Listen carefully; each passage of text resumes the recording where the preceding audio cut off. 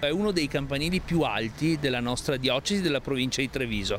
Da intorno, anche a 10 km di distanza, lo si vede. 63 metri, come un palazzo di 20 piani. Il restauro del campanile della chiesa parrocchiale di Breda di Piave, che dovrebbe essere completato per fine novembre, ha comportato non poche difficoltà, prima tra tutte proprio l'altezza.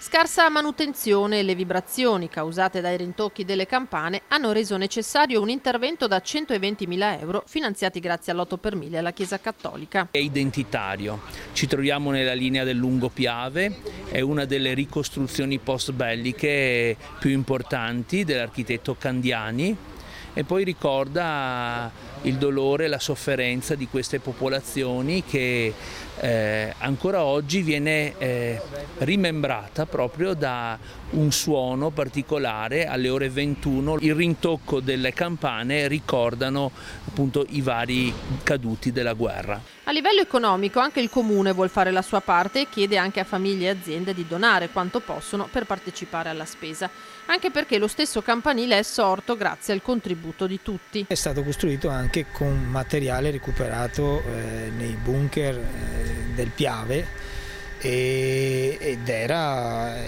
quindi mattoni che ancora portano i segni di quella guerra che si sono potuti riscontrare nel restauro. Intervento che ne ha risolto le criticità statiche e lo ha dotato di strumentazioni decisamente più moderne. E anche quella, diciamo, di studiare con la ditta che poi rimonta alle campane eccetera, tutto il sistema del castello nuovo che diciamo ridurrà quasi a zero le vibrazioni al momento del funzionamento della campana.